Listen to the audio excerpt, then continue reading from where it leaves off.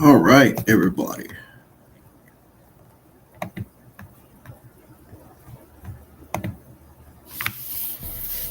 Good evening, good evening, good evening. I apologize for being late for the stream, for the watch along. I was going to be live at 8:40 p.m., but I had to do something. I had to do some stuff real quick. So I'm here now, so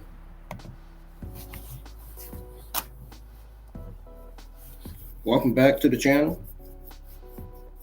This is your watch along for See No Evil, Season 12, Episode 5, and Murder Under the Friday Night Lights, Season 3, Episode 5. Now, for See No Evil, Episode 5, Season 12, it is titled Body Heat. For Murder Under the Friday Night Lights, Episode 5, Season 3, it is titled Killing a Champion. So, for See No Evil, the choir director, Kathy Blair's son, discovers her murder at home. Detectives find camera footage containing a shadowy figure, a strange shadowy figure that might just be their killer. The murder of a couple nearby sparks fear this might be the work of a serial killer. So we're gonna start with See No Evil. I'm like probably 10 minutes behind the episode already. I have it paused though. I wasn't gonna miss it. Ain't no fucking way I was missing that. If y'all are new to the channel, hit that subscribe button and please make sure you hit the like button as well. And continue to support the channel. You guys, those of you that subscribe to my channel longer, that's been subscribed longer, you already know your support helps out. To people that are new to the channel, please keep on supporting. Your support really does help out. Let's keep on getting these views up on all these live streams and videos too as well. Let's get some new audience in here as well. Because I get tired every time I go live, there's always 2 or 3 people in here. There's always never enough audience for these live streams. So, without further ado, let's go ahead and tune in to See No Evil, Episode 5, Season 12, because I'm ready to watch it. I'm ready to see I'm ready to see how they're gonna find the killer and who the killer of this woman is gonna be. So here we go.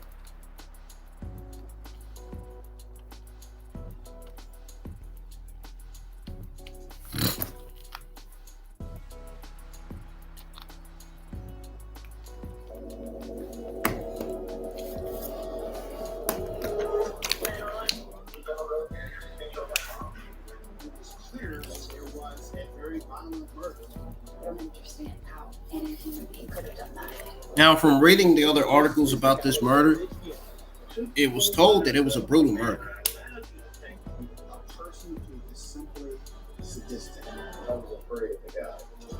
Somehow, two cruel individuals got together and hatched this plan.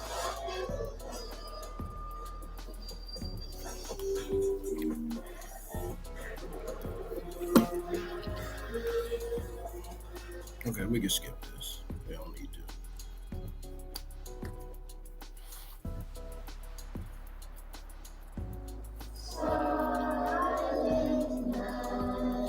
53-year-old choir director Kathy Blair is approaching the busiest time in the calendar. She was 53 when she got murdered. Kathy was always excited about the Christmas concert. That was our big concert of the year. The choir was her whole life. It was her passion project. She firmly believed that music makes life better. Very nice. Little low though. Okay, we're gonna readjust. She became very much a mother figure to me, somebody that I felt like I could go to consistently. She taught thousands of kids. And she knew all by name, and she cared about all of them. She cared about being there for all of you, not just for the creative side or the musical side, but for whatever you needed. That is it. Feel great? You should. Hi, honey. Hi. Kathy's 23-year-old son, Joe, has just been accepted into naval school. That's her son talking on the screen. Me. You have a good time. Pretty sad that a 53-year-old woman like this got brutally murdered by two people.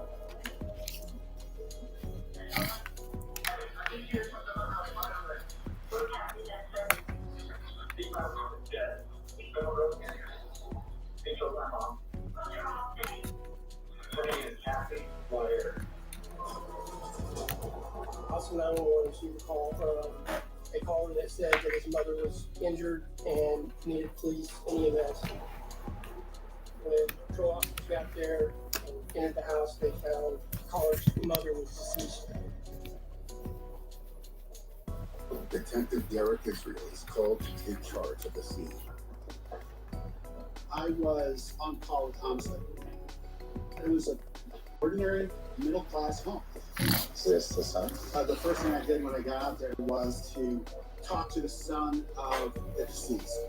He'd been at a friend's house. When he returned, he had come in to find his mother dead.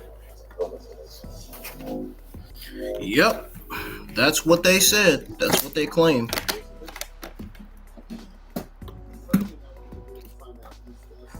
Murder is an accident of something else.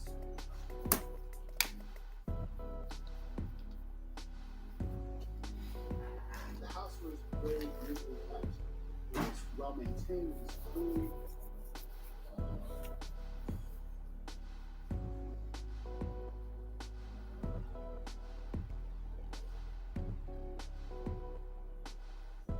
We got in and found Kathy Blair was laying on the floor next to the bed, and I saw what I immediately recognized as stab wounds.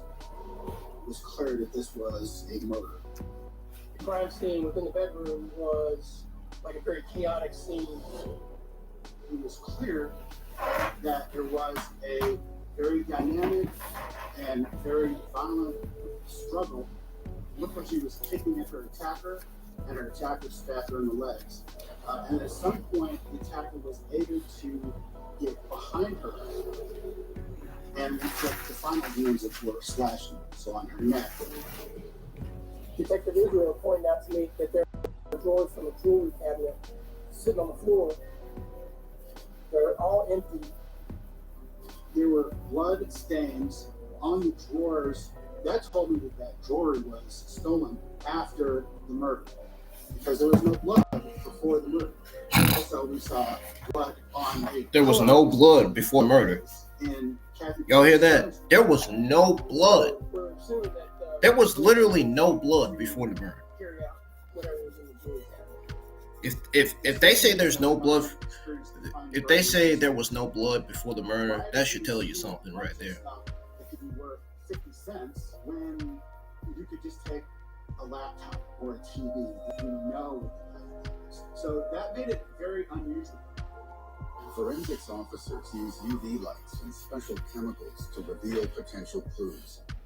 When you have a bloody scene, it can lead to a lot of very helpful evidence. Blood is like ink. If you step in blood, then your shoe is like steak.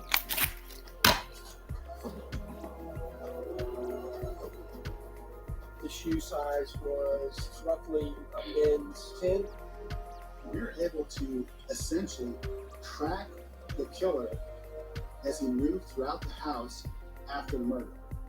We saw the footprints walk right up to a table that contained a bunch of what would normally be items stolen in burglaries, laptops, Kindles, other electronic items that could easily be sold for money. And then those bloody shoe impressions walked right out the back door. The overlooked electrical goods. Wonder whose footprints that could be. With a nagging thought. There is a sense The killers, that of this course. may be a staged murder, and therefore that Kathy was the victim of a murder by somebody that she knew, who then tried You're just to now commit tuning into suicide. Live Chat. Welcome. Make sure you hit the thumbs up and subscribe to the channel if you do. All we need is like I think 8 download subscribers, and we'll have 680. There was no sign of forced entry I believe. to the house.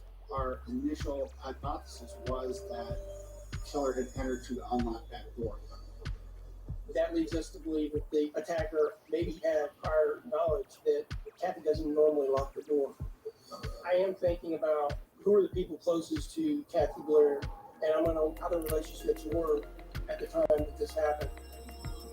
Detective Scanlon finds out that Kathy Blair was recently divorced and her ex-husband lives an hour away. I had somebody tell me that when she moved in to her new house, she didn't want him to know where it was at. So we went to find out where he was and to either rule him in or rule him out as a suspect. The biggest thing you have going for you as a homicide investigator is that almost always a person is murdered by someone they know.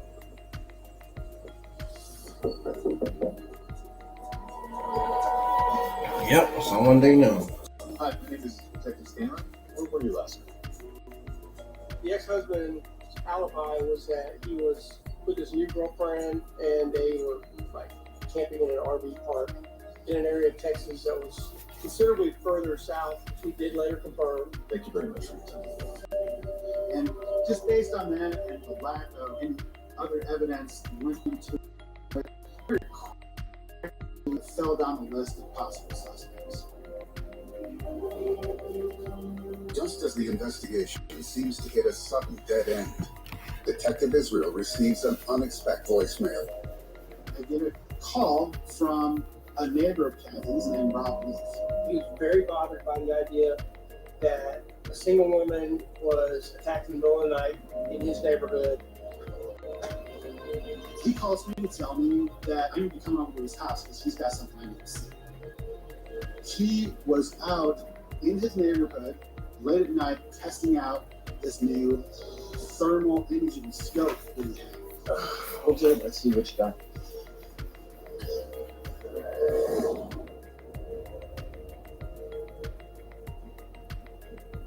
Late at night, there's deer all over his neighborhood. So he took it out and to get some video of these deer. What is it? Can you zoom in? So while Rob Leaf was out taking video, he car pulled. Okay, keep playing. It was about 2 blocks away, but because this is rifle scope, he was able to zoom in electronically.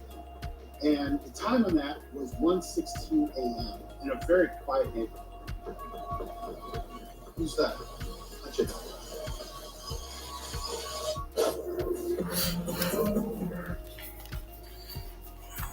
Oh, they getting ready to try to find out who that is on that camera, on that scope.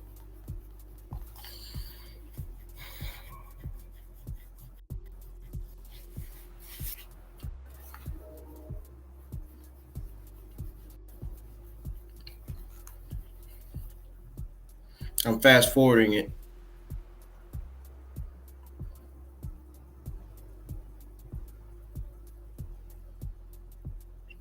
It's still on TV, but it's not recorded. I'm a few minutes behind it.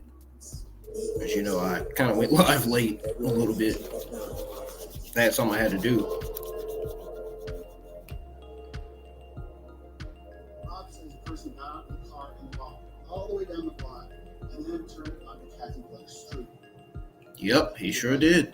So my first thought is, Looking right at that scope, you could see him. The most peculiar thing about the video is just the way they got walk.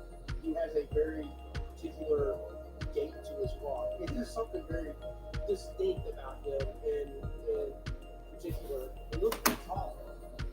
we're very excited, but it was also very frustrating.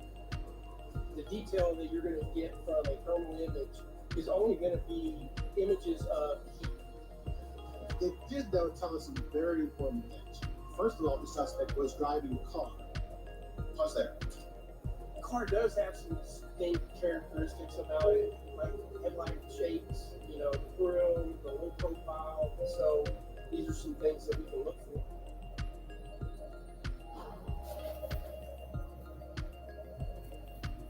As the investigation steps up, people close to Kathy Blair are still stunned. I didn't know how to process it or understand it. I thought she was going to be there forever. I was feeling so despondent. We had very little information that felt very confusing. We wanted the police department, the investigators, to find whoever it was. What the? That's right. A friend of Kathy Blair's had called us and to let us know about something strange that happened. Friends had arranged a little memorial at a local restaurant to just informally share their stories about her life. And suddenly this person no one recognized stood up and said, well, I didn't know Kathy Blair like y'all did, but I feel really bad for the fact that she's dead. And of course, everybody in the room was like, "Who is this guy?" Yeah. And it's a little odd. It turns out that one of the people who was there remembered that she had seen this person before because he was a cashier at a local department store. Detectives head to the store and find the individual. That is interesting information there. Detective Israel, this is Detective Stout. Let me ask you a few questions about the murder. We explained to them why people were suspicious, why we were talking to them. I saw it on the news.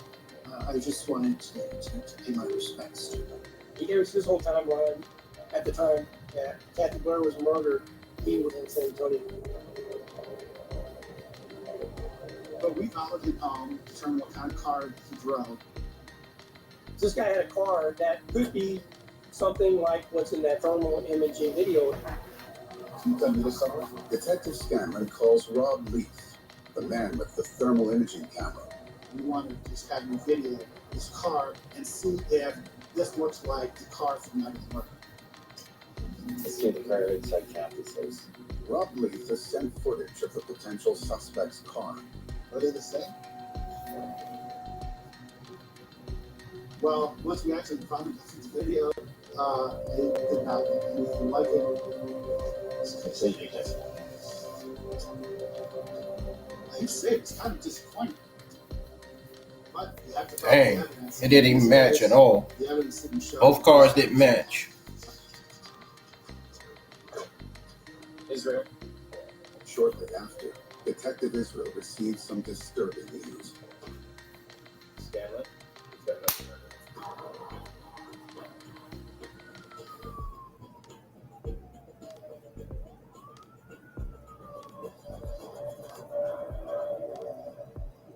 What have you done? The victims in this case were two elderly individuals, a husband and wife, named Sidney and Billy Shelton. This was a very vulnerable pair of individuals, and they were both found in their home. I saw that there was a knife sticking out of the eye of Billy Ew. Shelton, the female Oh, victim of this Jesus. case. This was clearly a murder, perpetrated by a person who is simply sadistic and enjoys. It's sticking out of the eye of that elderly lady. Ooh. Yeah. It was shocking. It really was. The Sheltons had been together probably close to 60 years. Sidney Shelton was Dude. probably close to 60 years. Sidney Shelton was a very kind man. 60 years. Never, Did you hear that? Billy was very talkative, very sweet, bubbly. They were just quiet and modest. Everybody knew them. Wow, dude.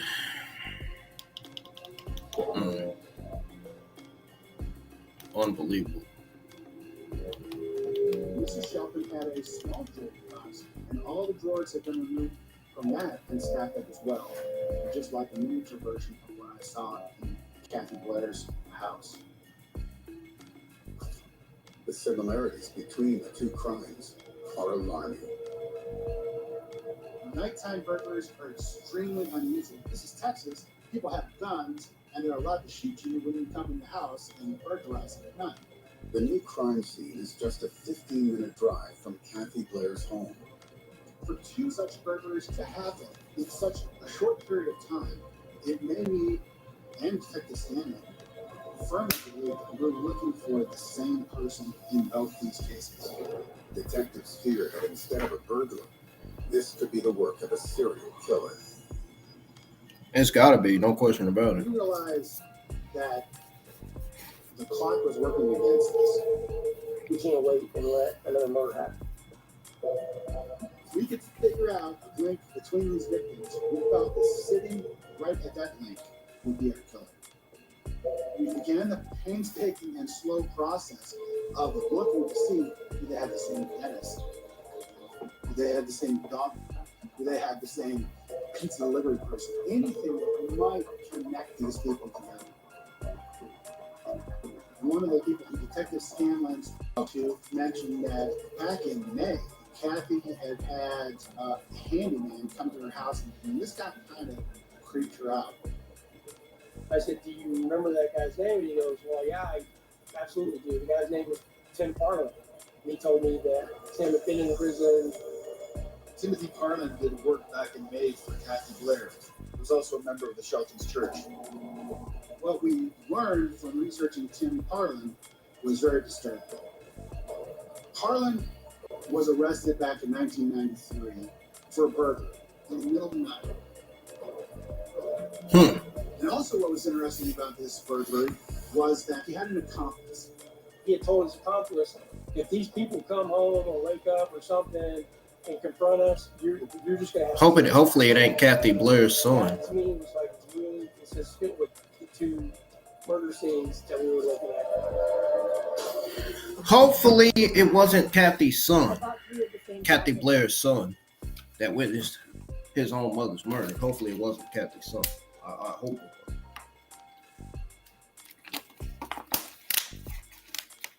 Something tells me it was Kathy's son that was the accomplice of that guy.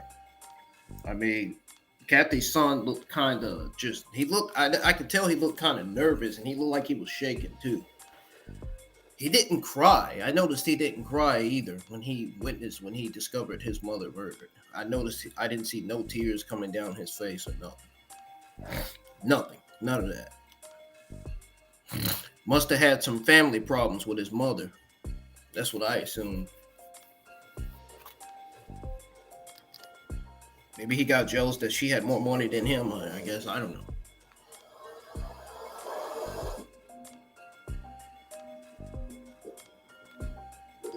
head to the in-town suites, a long-stay hotel where He had a young accomplice. I wonder if it's Kathy Blair's son.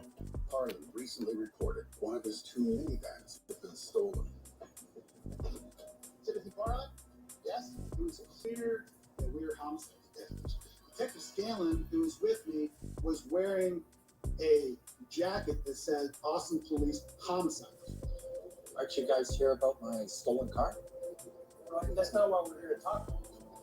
He didn't seem fazed by the fact that he's talking to 2 homicide detectives. The detectives tell Parlin they are contacting people who were connected to both Kathy Blair and the Sheltons. He was cooperative. He didn't seem like he was nervous. Yes, can you search your van? He said, absolutely, you can search my van. He found some old knives, rusty knives. It didn't look likely that these were a murder weapon. So we said, hey, could we take DNA? And he said, sure, I'll give you a sample of my DNA. And we took a swab right there. What were you doing between midnight and 4 a.m. on December 6th? He said he was working at 7-Eleven, which was right up the road from where he was staying at that motel. And we also asked about his room, and could we go look in his room? And there, Tim Parlin didn't want to cooperate with us. He said, my wife works nights, and she's asleep right now. I don't want to disturb her. So, of course, we're working on Tim Parlin's voluntary cooperation. So if he doesn't want us to search the room, we can't search the room. So we concluded our interview with Tim Parlin.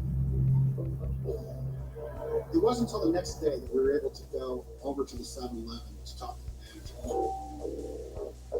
Did an employee called Timothy Parlin work here on the 6th of December?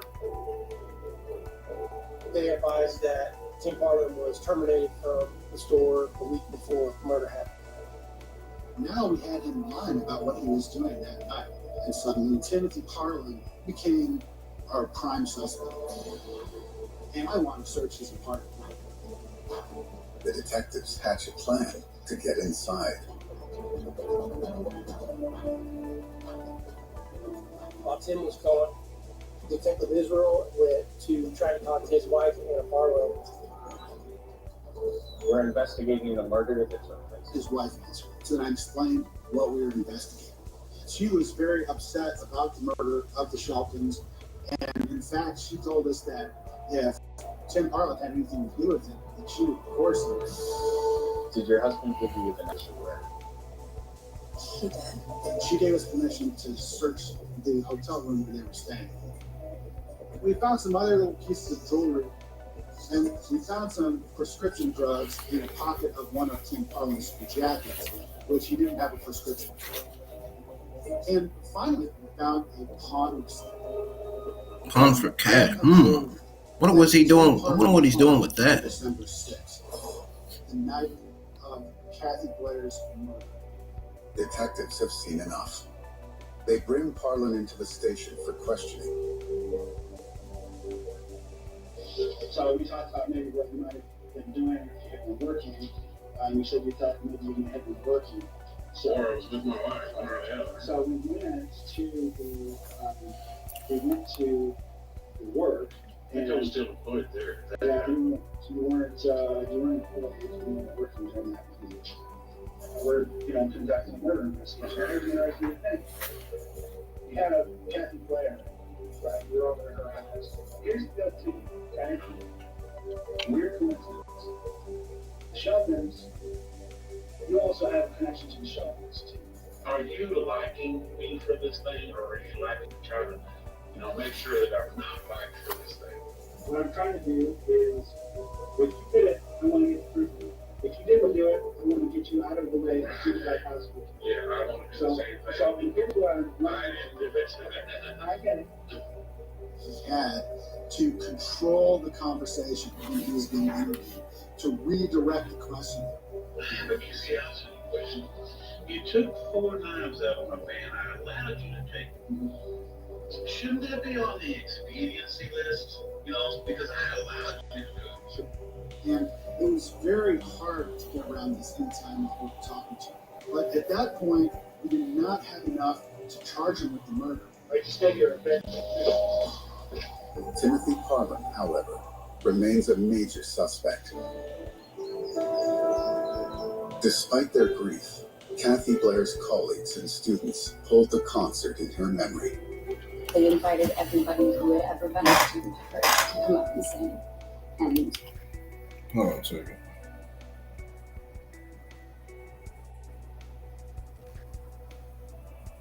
Got a notification on my phone.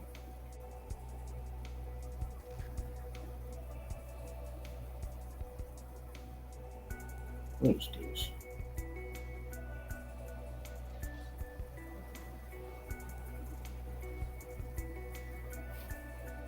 The fuck?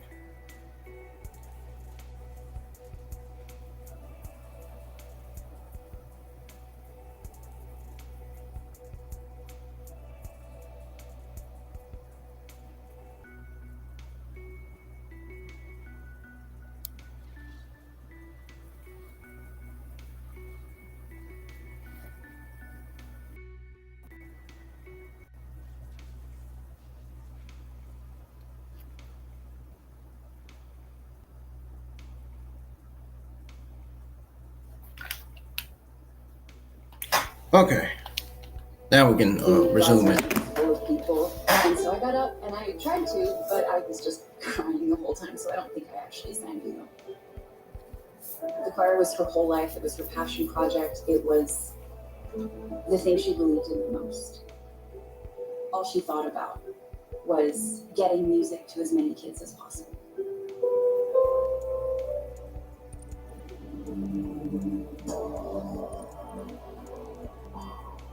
There was a piece of jewelry that Tim Parlin had pawned the evening after we found Kathy Blair's body. It was like a golden nugget pendant. We showed a photograph of that pawn receipt to Kathy Blair's son and to the Shelton family, and they didn't recognize it. But detectives want to find out if Timothy Parlin did pawn anything belonging to the murder victims that evening. When we got to the pawn shop, there was an outdoor camera that recorded the vehicles in the park, and there was an inside camera that recorded the actual transaction at the counter. Detectives cue the footage up to 7 p.m., just before the pawn transaction was made. Is that him? That's our guy. Yep, that's him. That's him, all right. Now, what is he doing? Rewind. He's looking at the camera. Zoom in. He was just standing there looking at the camera. When he made that pawn transaction, we didn't see any evidence of more than one piece of jewelry. Switch to exterior cameras. You would think he wouldn't be looking at the camera like that. That's exposing your face right there, looking at the camera. Yeah, that's a big Tim Parlin no-no pawns the there. necklace and leaves the store. Freeze that image. Zoom in. Carlin said he only drove a van, so how come he's in a truck? Start clean with the They got his ass now. Got him. Because almost made it. There's nothing about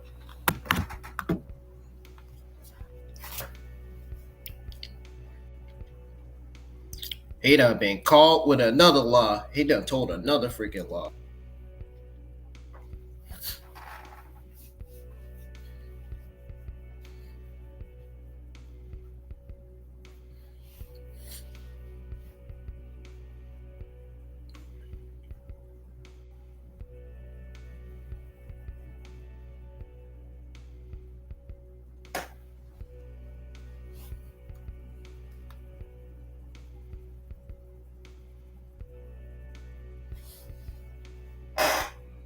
That's his fucking chair, man. It's not even me. It's his gaming chair I'm sitting on. Gaming chair is mine, obviously. Alright, there it is. Now they're showing footage of Tim walking out the store, getting in the car. He wasn't driving the van. He was driving. He wasn't driving the van, he was driving the car. Yeah. Detectives compared the vehicle to the footage filmed by Rob Leith on the night of the murder. From the angle that I'm looking at it, it could be a car that, you know, It could match. It could match. It could be a match. That led us back to Tim Harlan's hotel. We started talking to people there, staff members who worked there. We asked them, do you remember Tim Harlan ever driving something besides a van? And a couple people said, yes, he was driving a green car. I think it was a Toyota. I called one of the detectives who works in our strategic intelligence unit, and very quickly she came back and said, well, his sister has a green Toyota. Tim Harlan's sister allows police to examine the car back at the department garage. One of our crime scene technicians started processing the car. And she observed some reddish brown stains in the passenger side of the car, down in the footwell where your feet go, and on the front of the seat, like where the back of your legs are touching. The stains that were swabbed, they were later submitted to our DNA lab, and they were processed and profiled. The results come back. The marks are blood.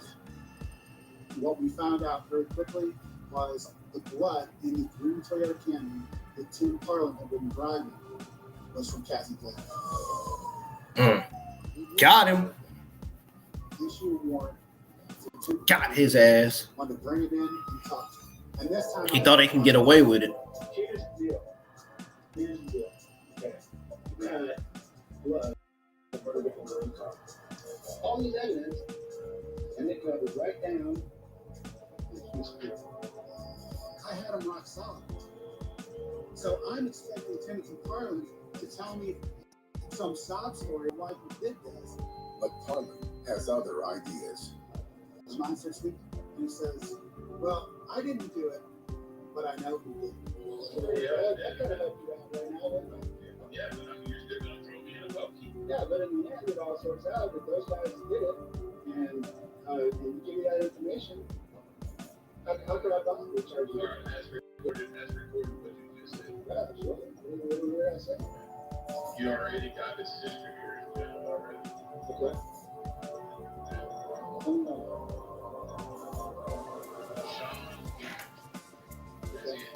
He said the guy who did the murders was named John Gant Malcolm. And Tim would have no trouble just making up a name. Now I'm left in a situation. I have to figure out who Sean Gant Malcolm is, find him, clear him of any wrongdoing, and then I can charge Tim Harlan. Tim Harlan said that Sean's sister was Vanessa Malcolm, who was incarcerated with Tesla. So I went and talked to her. So why are you there? She had severe substance abuse issues with methamphetamines. And we learned she was in jail after a disturbance that she had with an individual. Did you ever talk to Timothy Harlan? And what she told me was, Tim Harlan is always talking about doing burglaries. Tim Harlan is always trying to recruit people to do burglaries. Do you know where Sean lives? What I learned is that Sean doesn't even live in Austin. Sean lives in Galveston. Galveston's 3 hours away from Austin. This guy had no criminal background. In fact, he was a very unlikely candidate to be a murderer. He had a degree from the University of Texas. And I figured, well, I could probably knock this guy out just with a phone call. Well, it's a Sean. He answers the phone, and I introduce myself. When is the last time you were in Austin? He finally gives me a date. His date was Kathy Blair's murder that weekend. And the next date he gives me is the day we the shopping spree. I'm like, oh, you gotta be kidding me. So now I have two possible suspects. One guy who I know is a bad guy, and I have another guy who's never done anything bad that I can tell him his whole life. Detectives bring Sean Gant Benelkazar in.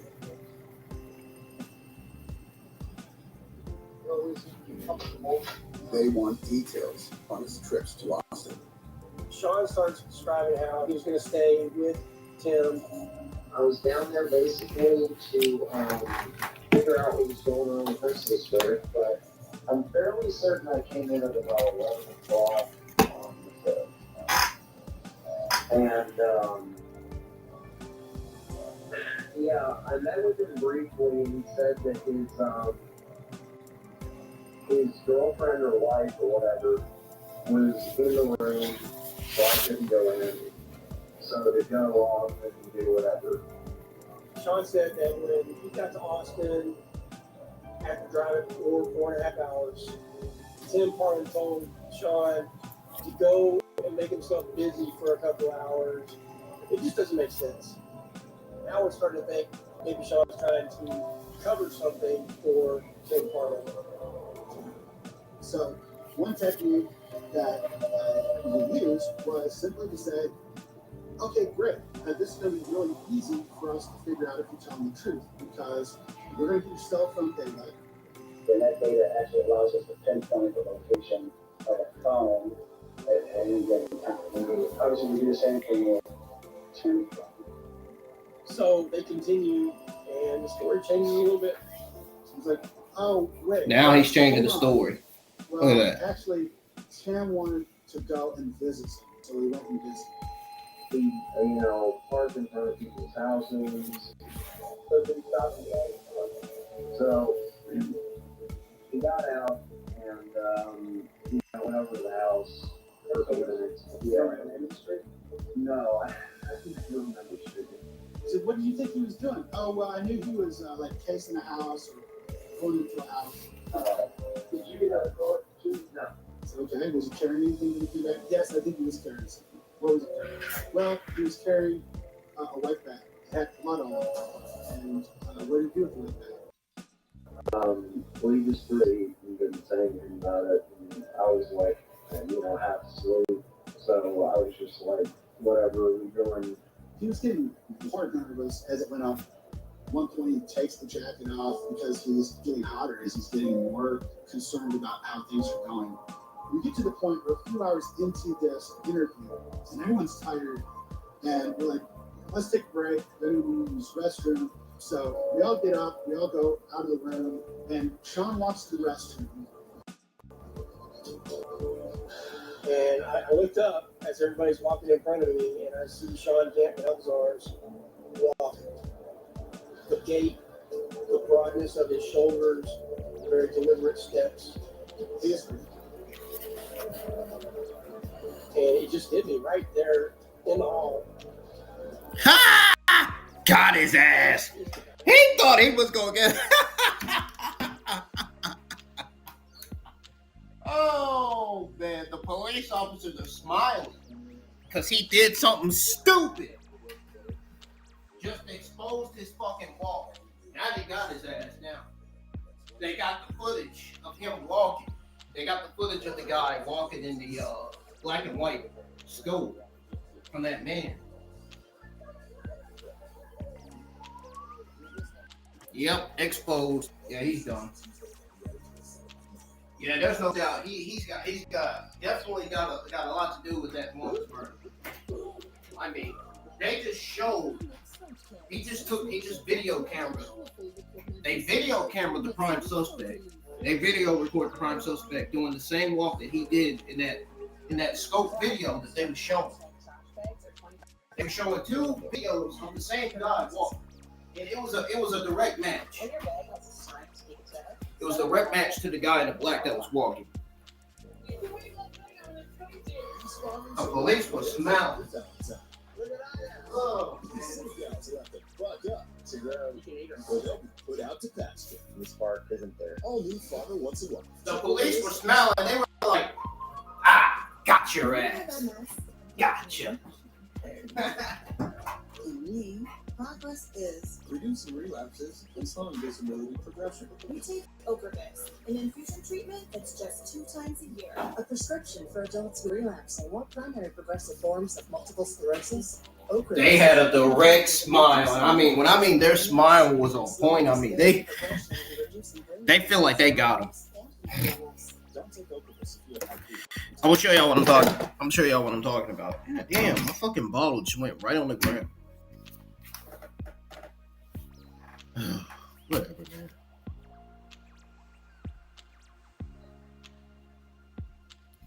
gonna show y'all what I'm talking about here. Get ready to show y'all what I mean. This thing can go back. Watch this. Watch this.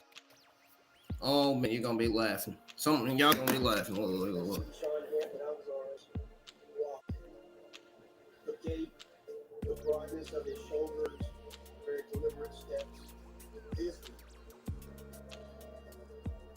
And he just hit me right there in the hall. Oh wow, this is the guy that was in the video. Yes. Got his ass.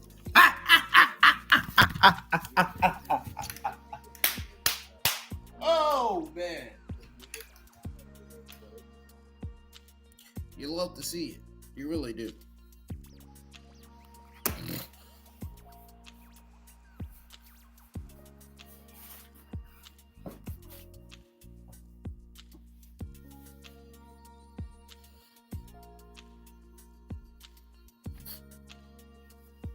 Wow, they really got that guy.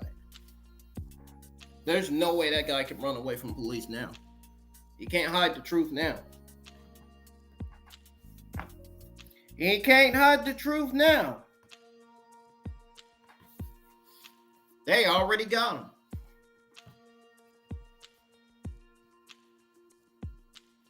Damn.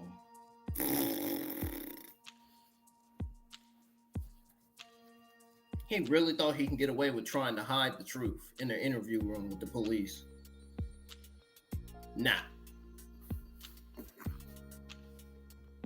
You can't. Sorry, you can't. When you look at the shape of the individual's square shoulders, very different than Tim Harlan. Bigger guy, shorter, rounder, and just the way they carried himself.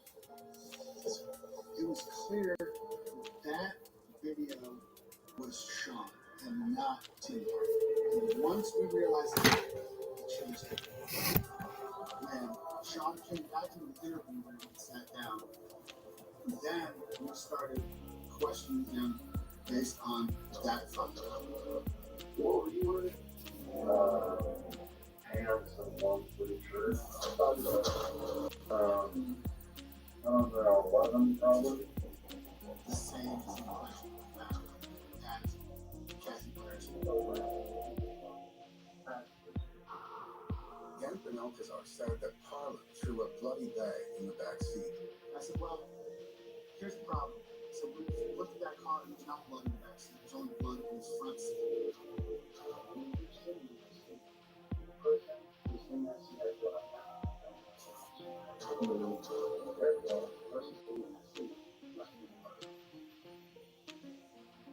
I mean, what are you saying?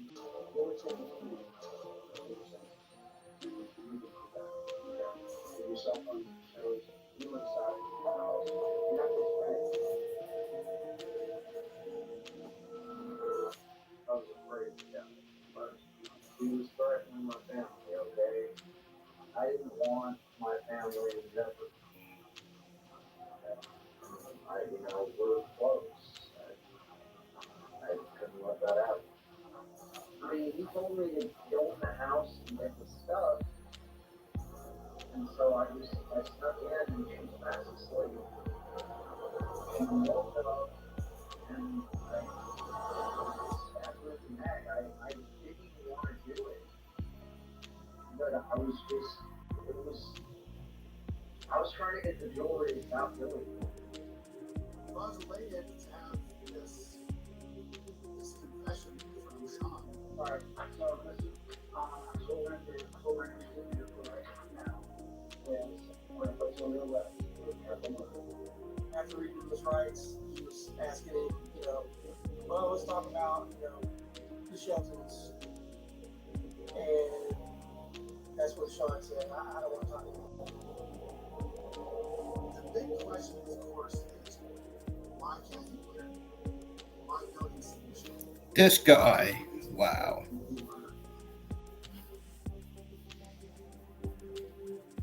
Detective Israel takes Tim Parlin out of jail for answers. The first thing I did was apologize to him. I said, I'm sorry I didn't believe you. I checked out your story and you're right. Sean's confessed to this murder. But Parlin rejects the idea that he coerced his accomplice into the robbery and murder, and claims he was caught up in Sean Gant and Alcazar's own revenge mission.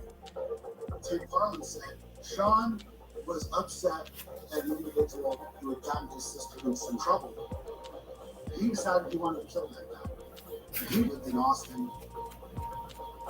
So they hatched this plan, and that is they would start killing people. So it looked like a random serial killer murdering people in Austin, stealing jewelry and other items. And then when they killed the actual people they wanted to kill, no one would connect it to that. Parlin says he had viewed Kathy Blair and the Sheltons as easy targets for burglary, but claimed Sean Gant and Alcazar wanted to murder them as part of his cover-up. Now, bear in mind this comes from Tim Parlin, who is a pathological liar, so who knows? Though the main driver behind the murders remains unconfirmed, Texas law demands that people complicit in a crime are held equally responsible. Timothy Parlin is found guilty of all three murders. With insufficient evidence linking Sean Gant and Alcazar to the Sheltons, he is found guilty only for the murder of Kathy Blair. Both are sentenced to life. No one else was found to be involved. Got him. You were totally wrong. Tim Parlin, although was completely culpable, he was not the one who had actually gone in and committed Kathy Blair's murder. Sean. The thermal camera captures Parlin's car on Kathy Blair's block and Sean Gant and Alcazar walking towards her house. He entered to the unlocked back door. Wow, that's ridiculous. And went into Kathy Blair's bedroom. Kathy Blair spent her final moments on Earth. Having no idea why she was being attacked. He staged the scene to look like a burglary had occurred. All very similar to the Shelton murder. But somehow, two of the cruelest individuals got together and hatched this plan. No one really gained anything from the death of Kathy Blair from the Sheltons. It was meaningless. Getting Sean and Tim off the streets is probably one of the most important accomplishments that I had in my police career. I doubt I'll ever forget the really, key elements of it. People involved, beginning with the victims, of course. I look at the mugshots of the people that did it, and I don't see people. I just see animals, because I don't understand how any human being could have done that to anybody, but especially her. And finding any part of my heart that can forgive them has not happened yet. I like to remember Sydney and Billy just for the good life that they lived and the happy life that they lived, and their children and their. We're getting ready to watch Murder Under the Night Lights right now.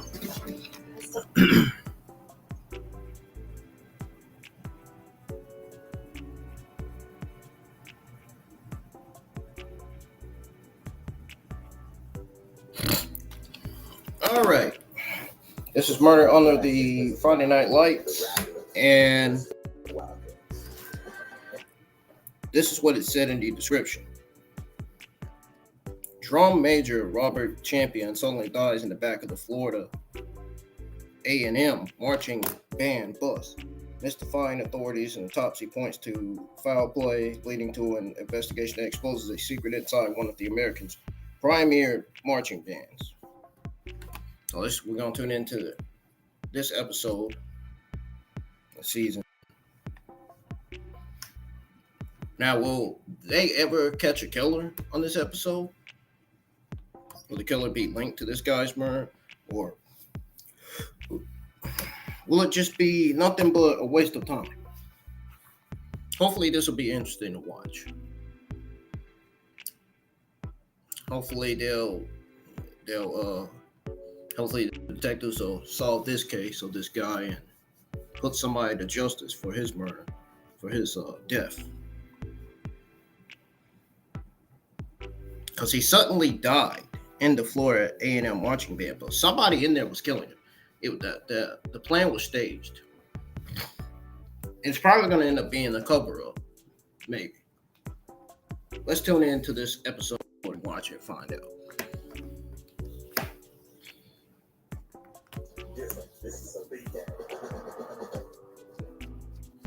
Or somebody got jealous of him.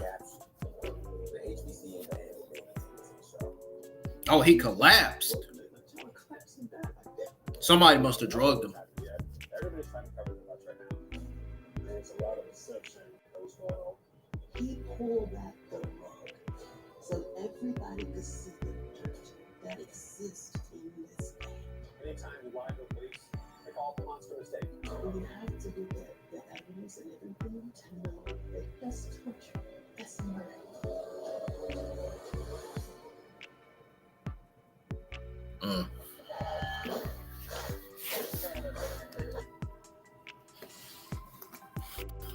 She said that's torture, that's murder.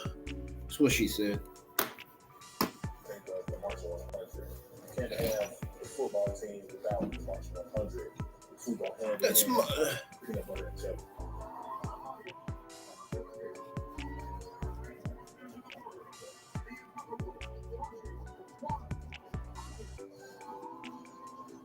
The Marching 100 are the flagship band for FAMU, which is the Florida A&M University. It's a very flamboyant band that marches incredibly well.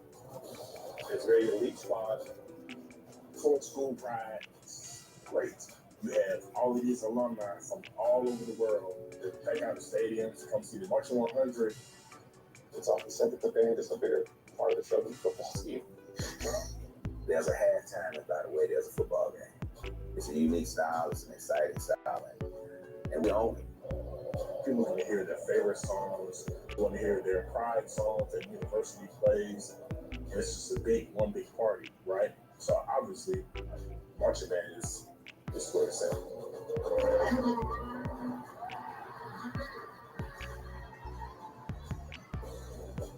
The Florida Classic is traditionally the last game that FAMU plays every year. And it's against our in-state rival, Clinton College. After a wonderful game, after a great show, great halftime performance, nobody would have expected somebody to die that night.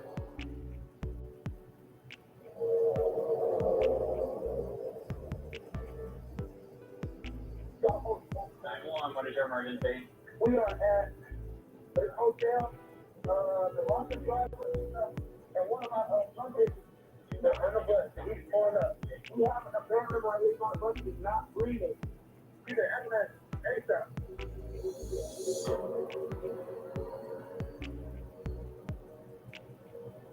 When I got to the hotel, the buses were parked in the rear parking lot. It's like 3 buses parked there, motor coach type buses. One of the band members, Robert Champion, was on the back of that bus, coughing at the mouth when we got there. We were being told that Robert Champion had just passed out on the bus. So we initially thought he came up with exhaustion. The fire department came in and relieved one of the students who was doing CPR. Then we transported him to the hospital after that.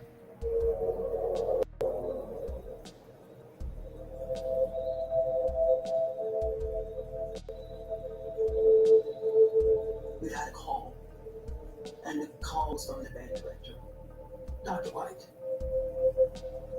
And he said Robert was no longer with us. I remember saying, what? And then my husband took the phone. I couldn't see my husband anymore because I had so much tears in my eyes I couldn't see. The director of the band told me that he just fell out. And then I couldn't understand why a young man, physically fit. I think somebody drugged him. Fall out. I kept thinking, what would make my child collapse and die like that?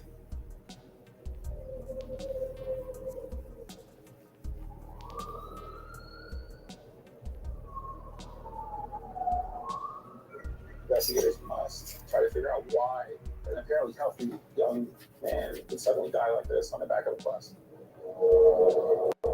Somebody drove him and put something in his mouth and he died.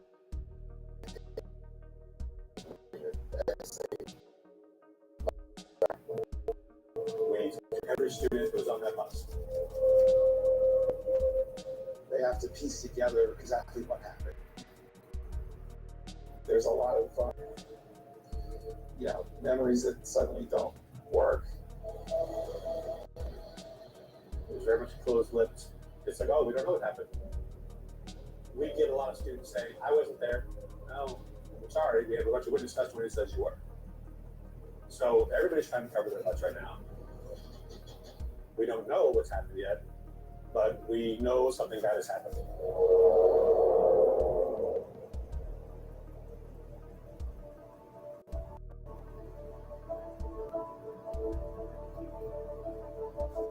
Robert was born July 13th, 1985. I'll never forget that day when we actually got to see each other face to face. When he grabbed and wrapped his hand around my finger, he was so sweet, just my little man. I was hooked. When Robert was 7, 8 years old, he started playing the clarinet, and he was good. You could tell he was feeling the music. It was just. Oh, really? He was. The music. He was his gift. Robert attended Southwest A&M High School. Southwest High School had one of the best bands in the state of Georgia at that time. He was excited being there. When you get on the field, he is a whole nother person. I had no problem spotting my Robert. If they jumped, he jumped higher. If they hunkered down, he went down lower. He put everything he could in his margin. It's like he came alive on that field. I was so proud of him. So proud of him. The day Robert received his acceptance letter from Florida A&M, he opened it and he just jumped for joy. The whole family got into it. We were just excited for him. He wanted to go off to college and come back and be a band director at Southwest High School. So that was his goal. So I knew wherever he went, he would eventually be in a band. Robert wanted to be in that marching 100 band. The band is an integral part of football. It provides entertainment before the game, during the game, during halftime, and after the game. The 100 has a very rigorous audition process. When Robert Champion came to FAMU, he went through that process, and he was accepted into the band. He became a section leader in charge of the whole clarinet section. At the level of Robert's musicianship, you can definitely tell that he started at a young age. He was really good. He started at a young age. Somebody that you can look up to as a band member. He always knew his music. He was always on time. Interesting information. He was always the perfect example of leadership. He was very much focused on being the top dog in the Marching 100, for sure.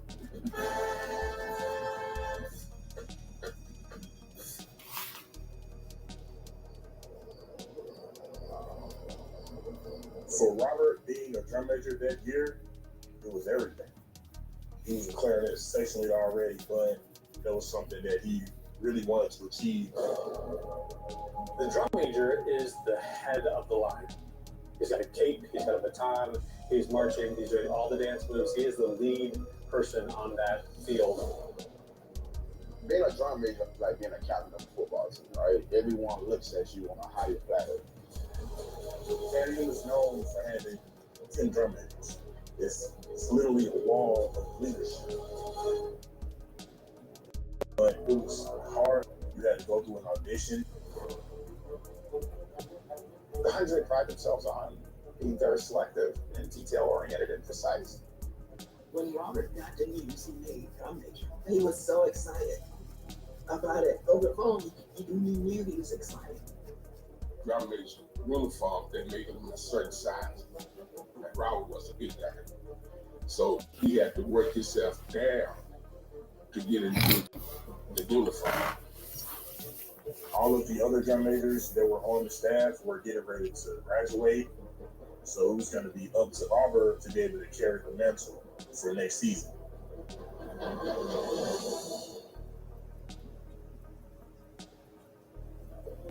But I feel like for Robert, people were just so against him because they didn't like the fact that he was about to be the head drum major for the band, which means he was going to have all the authority over the band. Robert did mention to me that some people wanted him to do something. This is how he said it. He said, Mom, some people just keep asking me to do something. And he said, but if I did it, I'd never get any sleep. And my reply to him was, Robert, you don't have to do anything you don't want to. You don't have to do anything. And he said, yeah, I know, Mom. But I didn't know the marching band had a secret. We were involved in something that was illegal, that we shouldn't have been doing. And it cost him his life.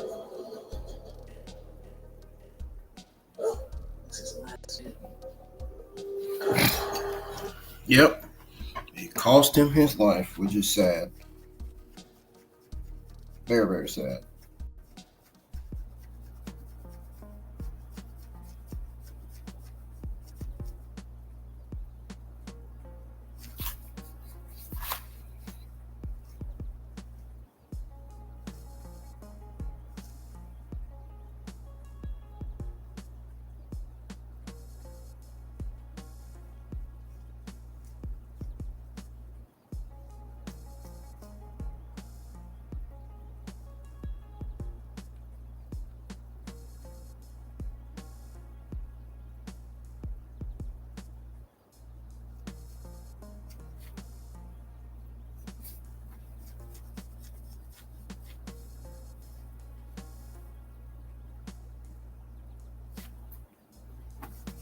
That's fucked up right there.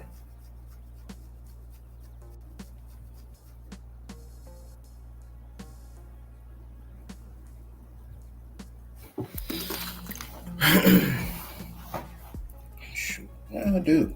Damn it.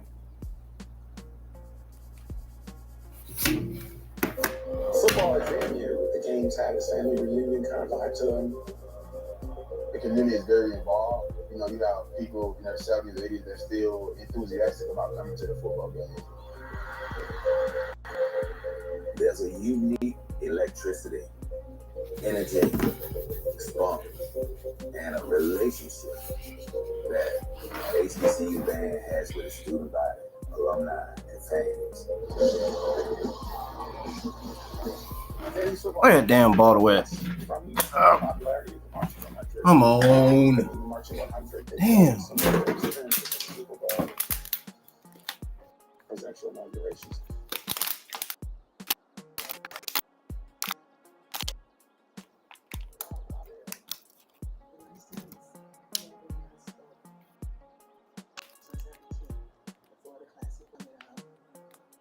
This would be the first time Robert would march in the Florida Classic as a young man.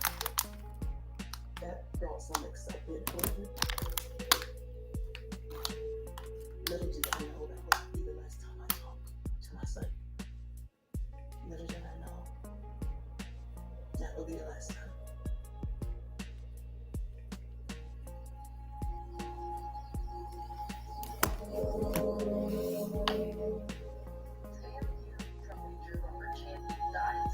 The TV was going, and for the first time I heard my son's name from a reporter on the TV. And they was talking about his death. And I stopped in my tracks and I turned back and I looked at the TV. The thought hit my mind, what did he do to my child on that bus?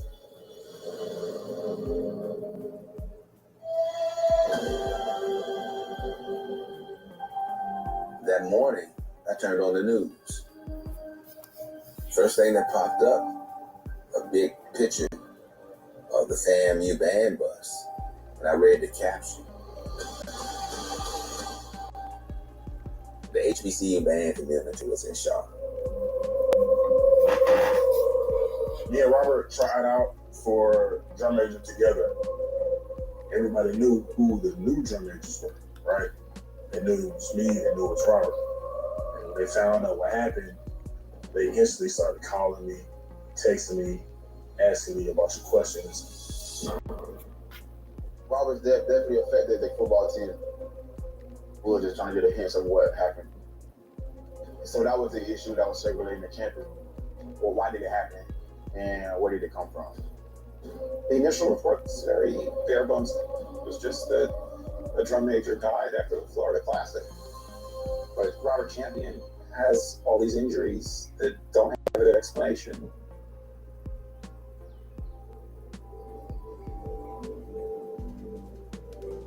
When the autopsy comes back, they discover some disturbing information. He died of blunt force trauma and hemorrhaging to soft tissue in his back.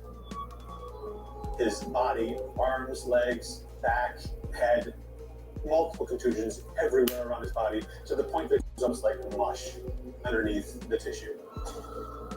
It's clear that he was beaten to death.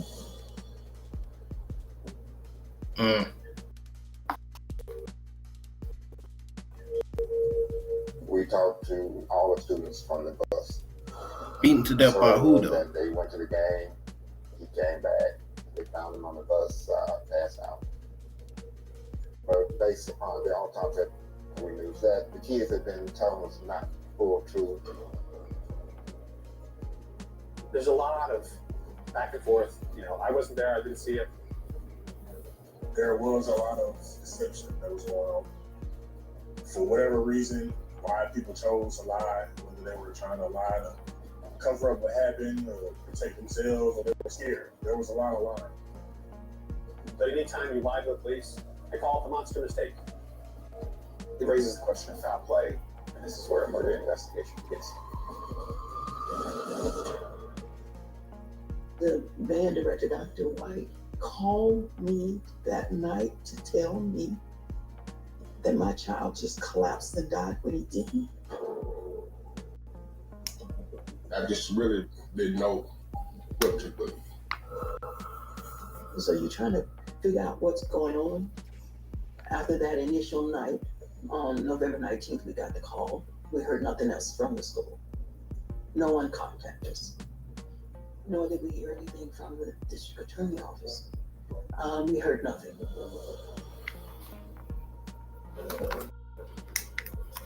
One of the big breaks in the case is when Robert's roommate, Keon Hollis, started talking to police. We interviewed Mr. Keon Hollis, one of the drum majors, and who is a friend of Robert. Mr. Hollis held nothing back. You have to take accountability. And I personally felt we all need to live in our truth. I felt as though I needed to not only speak up for Robert, but for myself as well. Did you know most dish soaps don't? I'll be right back. I want to fix my ice cream. I'm coming back, y'all.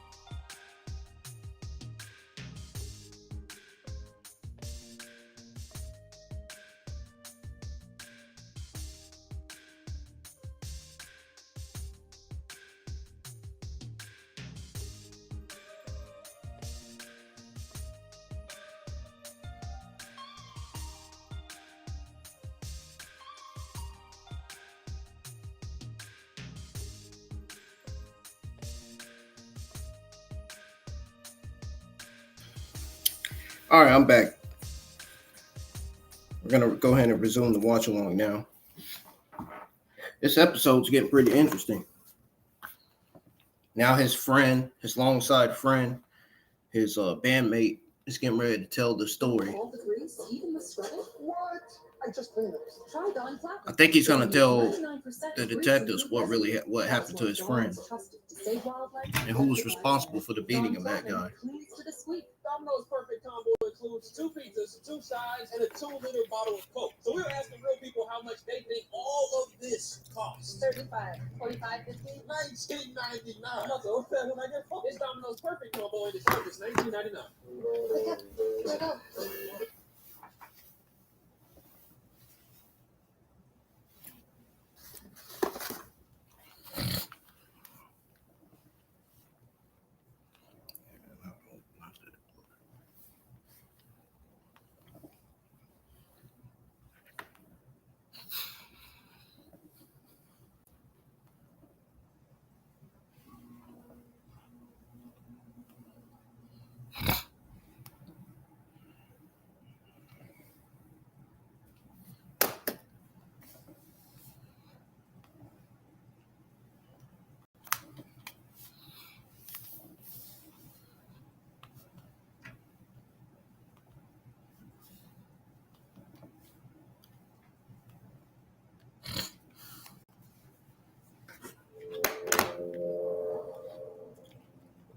When you look at what was done to him by a bus load of people, it had to be intentional. If they weren't trying to kill him, they were certainly trying to set an example. Robert was beaten to death, but everyone was saying, "Oh, he just passed out, heat exhaustion." It wasn't until he spoke to Keon Hollis, he was like, "There's a bunch of bull. This is what happened." Keon Hollis, he said that it was a ritual in the marching band. That's when things ramped up. Like, okay, this is what we thought it was. We learned the ritual is called crossing a sea.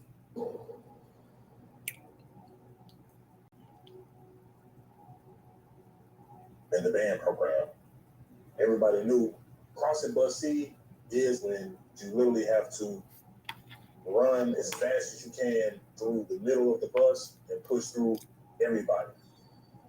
There are other band members on the bus punching you, kicking you, hitting you. There's something that you can say, I have this certain level of respect from band members because I did one of the most challenging rituals in the band. He told us a young lady went through the process in front of him, then he went through the process, and then Robert Champion went through the process. 3 people went through that night. 1 person died. Why did Robert Champion die? There has been speculation that there could have been some specific motive to target Robert that night. Robert made it very known that he didn't condone hazing in any sort. He said, I feel like it's stupid.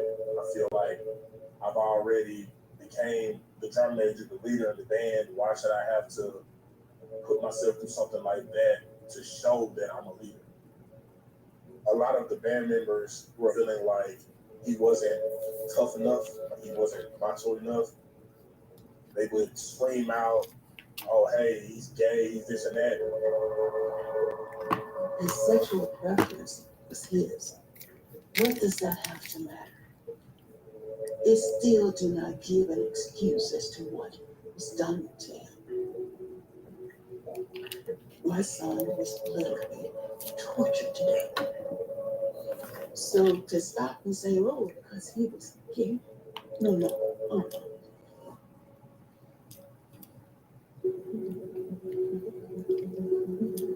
The Bussy ritual is basically hazing. When the member of an organization commits any act of violence as an initiation, and you told them they had to do it to be part of this group, that's hazing. The Florida law states during hazing, whether you are the participant, you are the victim, you are guilty of hazing. And if someone dies, then it becomes a felony.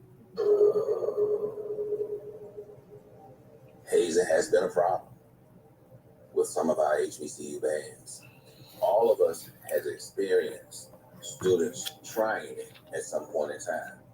It's entrenched in our culture. In 2011, when this happened, a lot of organizations were hazing people. It was more than just the band. We're talking about organizations across the country. Greek organizations, sports, anything, people are involved in hazing. Anytime you get introduced to any type of organization, I think there's some type of hazing just for you to involved with the organization. There's two sides of the coin to hazing. There's a very strong impulse for young people to want to belong. And then on the flip side, I would say there's the people exerting the pressure. It's essentially a form of bullying. That ain't right, man. Bus C was technically the percussion bus. And the leader of the percussion section is the president of Bus C, Dante Martin. The night of the Florida Classic, there was a text from Dante Martin asking if I was going to cross Bus C. And I remember undoubtedly saying to myself, yes, I'm going to cross Bus C.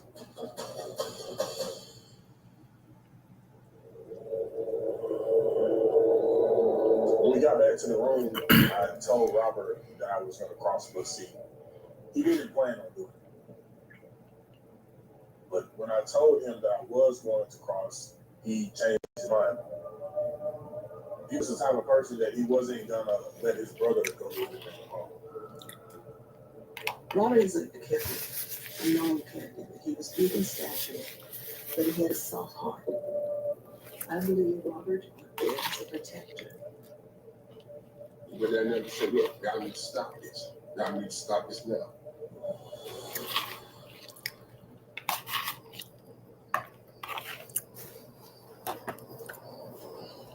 It was probably a little after 9 when Robert and myself, we walked up to the bus. The bus is parked in the back of the parking lot. We get on the bus. It's really dark. It's like walking into a haunted house because it's just pitch black and all you see are these figures of people in almost like the shadows. I crossed bus C first. People are hitting me with mallets or whatever they have. I was literally on the brink of damn near passing out. And then Robert went last.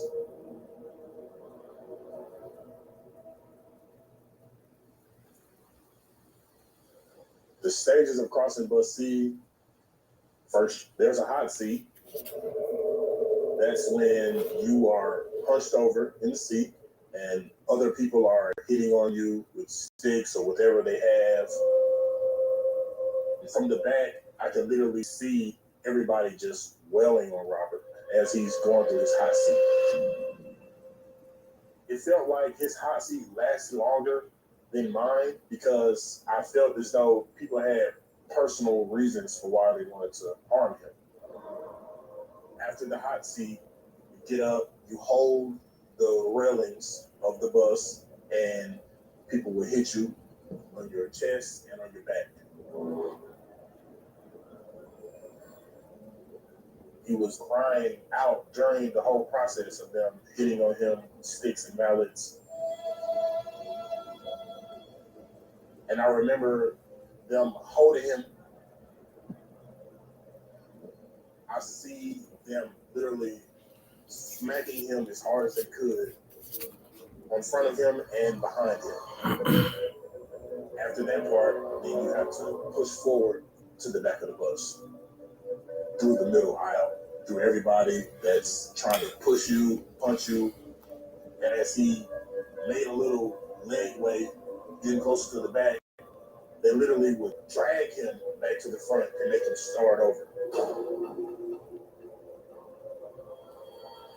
there were people hanging from the luggage rack, stomping on Robert as hard as they can, like a street fight, like it was a backyard brawl or something.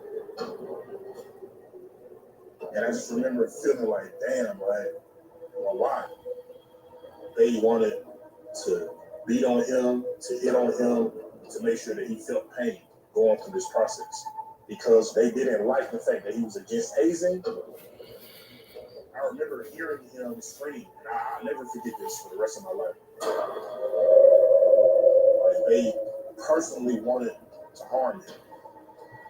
It made me want to literally get up and push through and pull him to the back. And it wasn't allowed. They didn't go this hard for me. They didn't go this hard for anybody else. It was personal.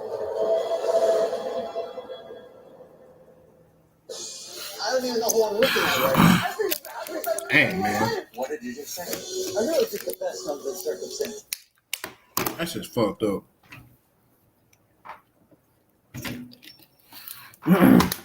Looked like it was something racial.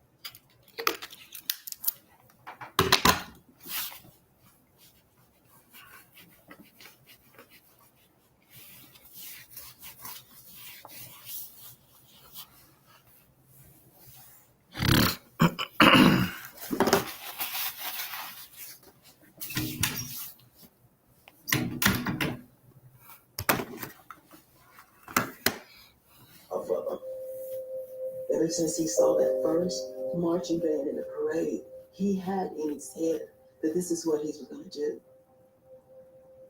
Robert liked to entertain. He had a broomstick because he seen a drum major with his baton, so he thought that his broom was the baton. He did eventually become a drum major in the high school. I was so proud of him. Each one of my children brought something different. Robert brought me music.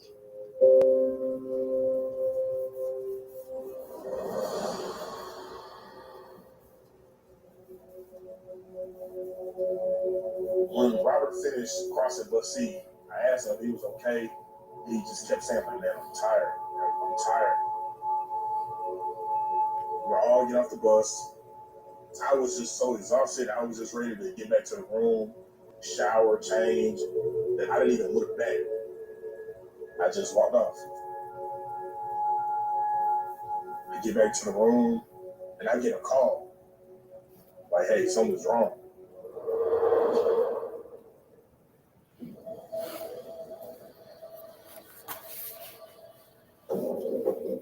As the detectives are getting all of this from Keon Hollis, they realize that this crossing bus C ritual is very organized, and there's a person at the head of it. The head of crossing bus C, and of course, that determines when you've properly crossed, is the president of bus C. At the time of Robert Champion's death, the president was Dante Martin. Dante Martin was described by most of the students as being the one that set everything up. Dante Martin is the one that kept, texting, going, are you going to do it? Are you going to do it? Dante is the person that sent the text out to make sure that if it was going to happen, this is where it's going to happen, this is when it's going to happen.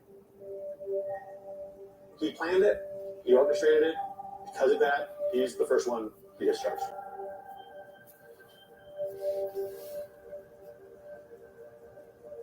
Aside from Dante Martin, there were specific students that had a particularly important role in the hazing of Robert Champion, Jesse Baskin, Caleb Jackson, and Benjamin McNamee. Students paint a picture of Jesse Baskin as being one of the most physical of the people on the bus.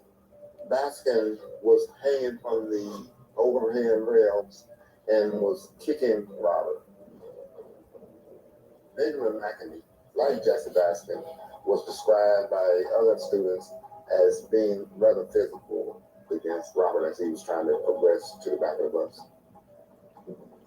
Benjamin he was singled out as having kicked Robert back in the seat when he was almost done.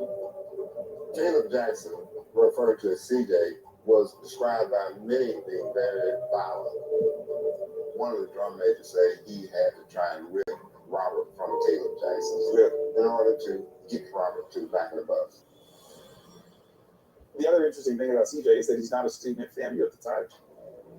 He had been studying at Tallahassee Community College, and that made him eligible to march in the 100. But then he had problems with his financial aid, and he wasn't in school at either institution. But he just didn't tell anybody. He kept marching in the 100, and then participating in Crossing Bus C. He wasn't a student anywhere. It's extraordinary. Dang. 13 people are charged with felony hazing.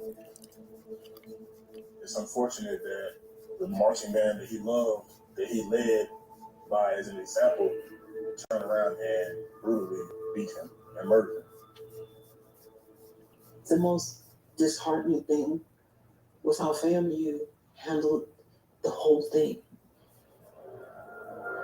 Within the Florida A&M Marching 100, they had an epidemic of violent behaviors. People want to call it hazing, but it's surpassed that.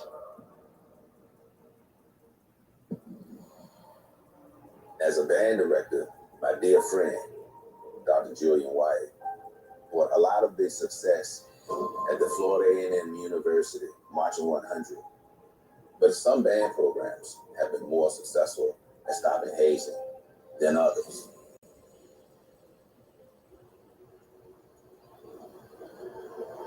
Two days after Robert's death. What have I done to eradicate hazing?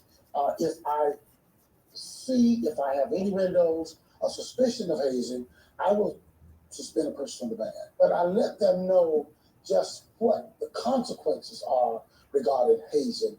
I have them to sign a document indicating that they will not participate in hazing as a hazer or hazing. You're hearing those same rhetoric that every school gives you. We have policies in place. We are totally against what they called hazing. But the school knew what happened to my son.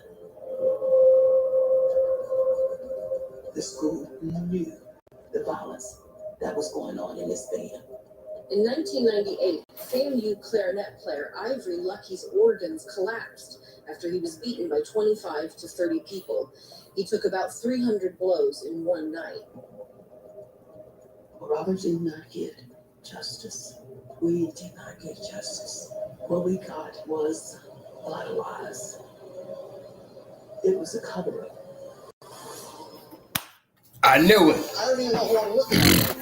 I said earlier, right in the beginning of the live stream, for this episode, I knew it. I fucking knew it. I fucking knew it, man. I said right in the beginning of the stream that it could have been a cover-up. Right in the beginning of the stream for Murder Under the Friday Night Lights, episode 5, season 3, that it could have been a cover-up. I'll be damned. Sure enough, I was right. And then I'm finna show y'all proof that I was right. I'm finna let y'all listen to it.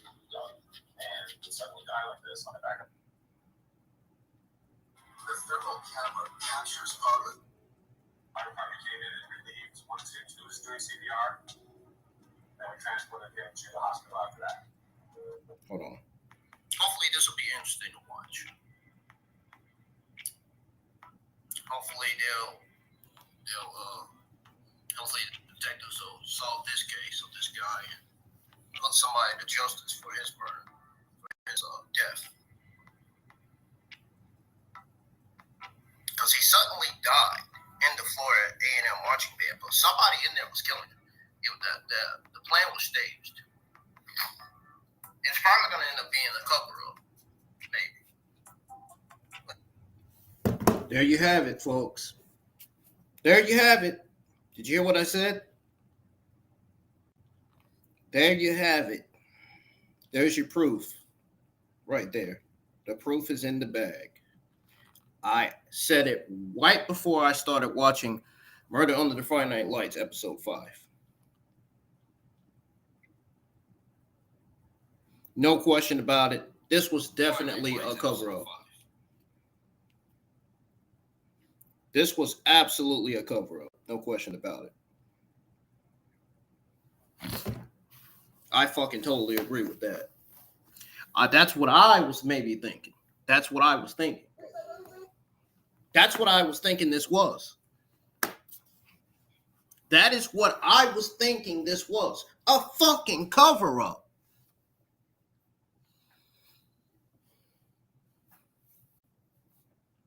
Because why would they not charge them right away? Why would they not charge him after his murder? It seemed like after his murder, charges would be, it seemed like after his murder, 13 people would be charged already on felony count of hazing. But it only took 2 days for them to charge him. Why? Why 2 days? They should have charged them before 2 days. They should have charged him. As a matter of fact, they should have charged him after his murder, man. That's what they should have did. They didn't do that. There were a lot of signs of hazing in the band. There was an incident where someone was paddled 300 times. In that situation, as bad as it was, nobody died. Dr. White could have shut that band down because he could have. Damn right. The school knew there was a culture of hazing. The school knew, and they didn't take notice of it at all. They didn't even attempt to try to shut the band down to get everybody off the bus or nothing. Bullshit. That's bullshit, dude. Bullshit that they didn't take notice of that shit. They knew about it. They failed to do anything about it. Just a week before the Florida Classic, Dr. White suspended 26 band members. Crazy. He has every reason to. You can't do this. Don't do this. It's dangerous. So the school knows that stuff is happening. The way I knew that the school knew about the violence that went on in that band was because of the complaints, the thousand letters that had been sent to not only the president, but the band director too, from parents of students in the band.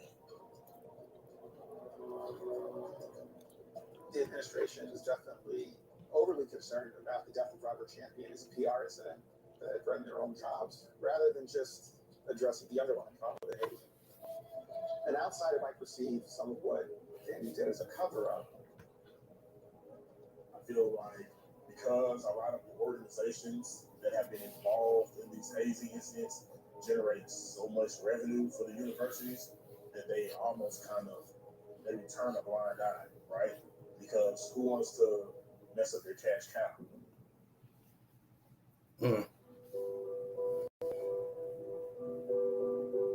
6 months after Robert Champion's death, the Marching 100 was suspended for 1 year.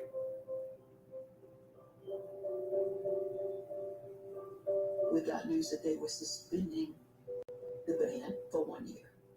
And I thought, really? You want to suspend them for 1 year? If a Greek organization that FAMU is found to be doing hazing, even if no one is injured, the school shut down that fraternity for 7 to 10 years. Knowing the violence that goes on in that band and not doing anything says I condone it. Their negligence was just, I don't even see how the people can look themselves in the face. I've seen other colleges where something like this has happened and that group is disbanded forever. But to say it's gone forever because of this group of students, I don't think that's fair. It's an institution. We should not erase that institution. September 2013, the Marching Band 100 returns on the same football field as Robert Champion's final performance. Robert Champion's hazing death was a major event for the entire HBCU community. There were a lot of schools that re-examined their policies. Everyone didn't want to be the next school to have one of these types of tragedies. My husband and I said something needed to be done, and we decided to have a foundation.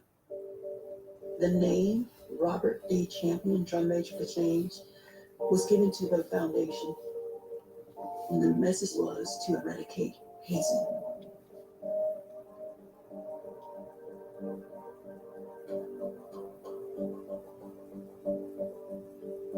Champion family filed a wrongful death suit against FAMU. The school settled for $1.1 million. Hazing is something that definitely needs to be eradicated throughout all colleges and universities. I mean, we've seen several stories about hazing incidents that have even taken place even after Robert's death, right? So, I mean, there's clearly something that needs to be done. We got to get the court system to take this serious. It's murder. It's wrong. It's a sin. Dante Martin received the stiffest penalty because he was a ringleader of the hazing death of Robert Champion. He was sentenced to 77 months for felony hazing and manslaughter. Caleb Jackson received a 4-year sentence. Jesse Baskin was sentenced to just under a year because of his involvement. Benjamin McNamee received probation.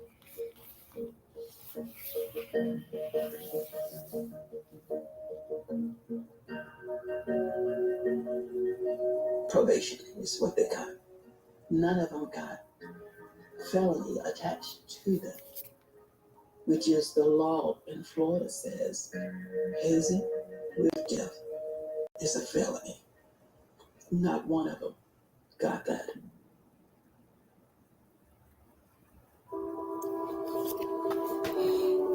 After 40 years on the job, band director Julian White retired from his position. And it says the president of FAMU also resigned in the wake of Robert's death.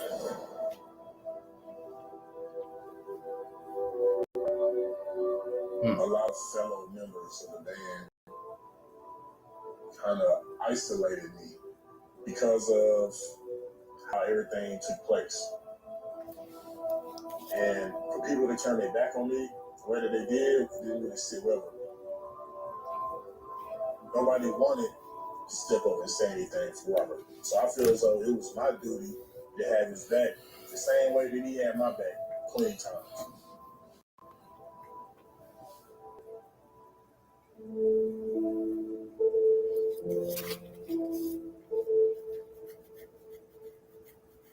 If Robert was here right now, he'd probably be in a classroom teaching music. What I'd like the world to know about my son Robert is that he was more than any man I know to stand up against a culture that has been in this band for over half a century, to be the only one. So he stood tall. He was a young man that was pursuing his dream. They cut his dream short. He didn't deserve what they did to him.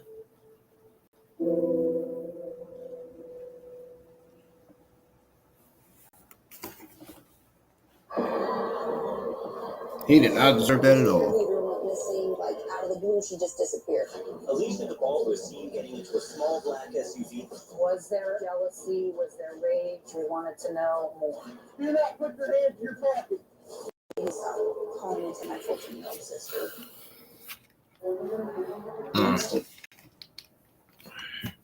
Damn, I see all that.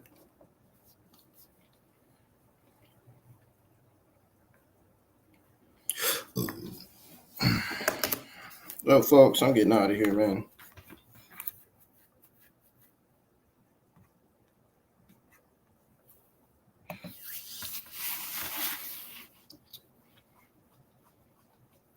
Thank you to those of you that tried to tune in. for this watch for my watch along for both See No Evil episodes 5 and Murder Under the Friday Night Lights episode 5 season 3. See No Evil's episode 5 season 12. I'm getting out of here. I might be streaming World of Tanks Modern Armor tomorrow. The schedule for Thursday might change. I might not even be watching Bodies in the Wilderness. We'll see. We might watch it. I wish they had a image logo of the series Body in the Wilderness. They don't. So anyways, make sure y'all hit the thumbs up and subscribe to the channel if you do. Let me know your thoughts in the comments below let me know your thoughts on Kathy Blair's death as well as Robert's suspicious death. Let me know what you guys think of that. Do you guys think that Robert deserves justice?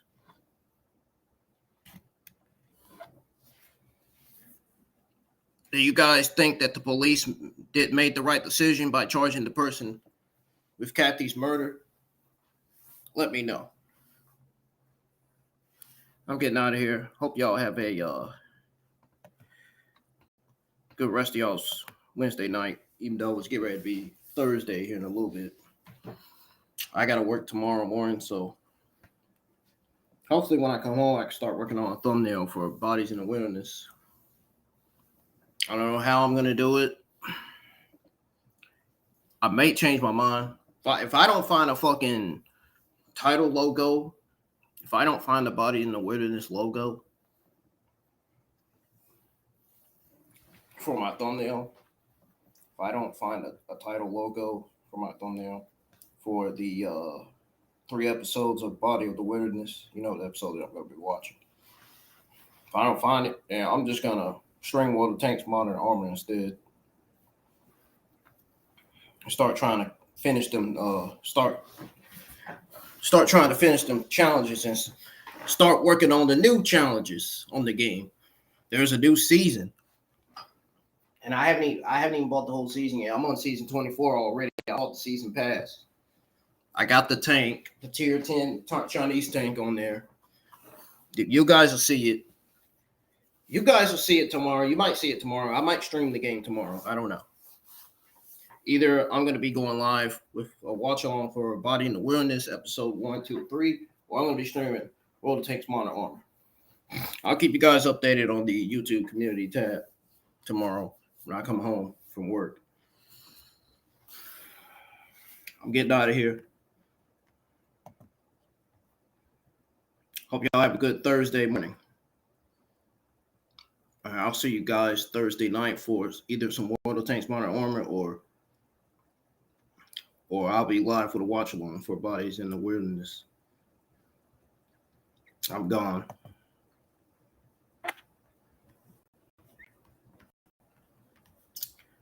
Adios.